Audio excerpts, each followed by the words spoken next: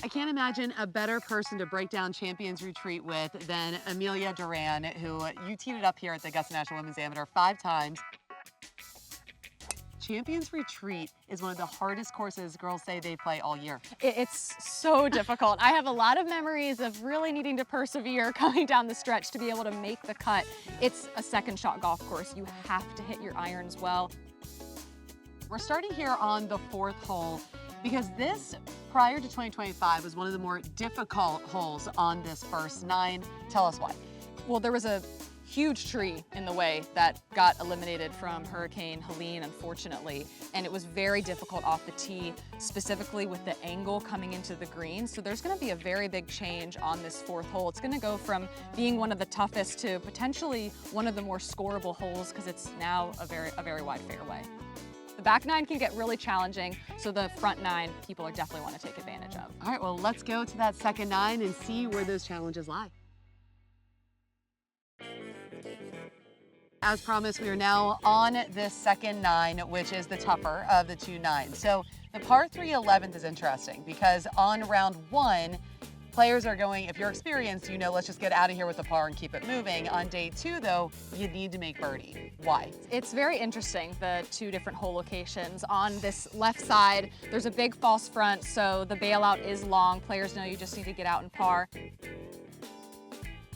And then the right hole location is really fun. They move a tee box up, so you have a wedge in hand. You're just hitting it about 15 feet left of the hole, and you'll see a lot of birdies that second day. So it plays as one of the toughest par 3s the first day, and then the most scoreable the second.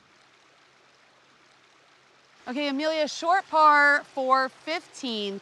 It's really beautiful. It's really peaceful, unless you're a player that maybe has some scar tissue here. Yeah, I have some scar tissue. First year, hit it in the water. It's a great par 4 though. Coming down the stretch, these players, you can really see the separation. The ones that are confident, they're hitting their wedge shot close, even though it's a difficult green. The ones that aren't, they're a little more tentative and going more on the conservative side, hitting it in the middle, going with a safe par versus attacking with birdie.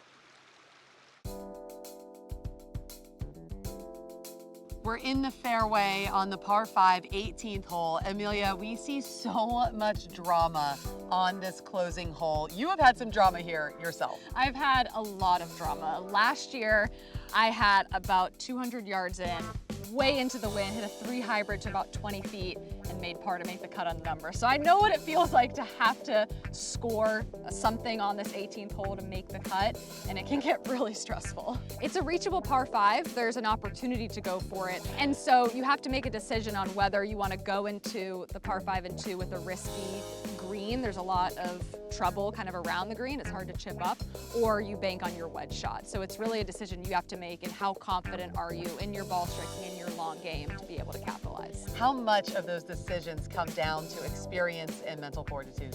Experience is everything on Champions Retreat because it's a hard golf course, but it's so mental, knowing how to capitalize coming down the stretch. And what's really important, what an experienced player, any good player tells himself is, this is what I want. I've been here before, and now it's time to close it out knowing that you can do that.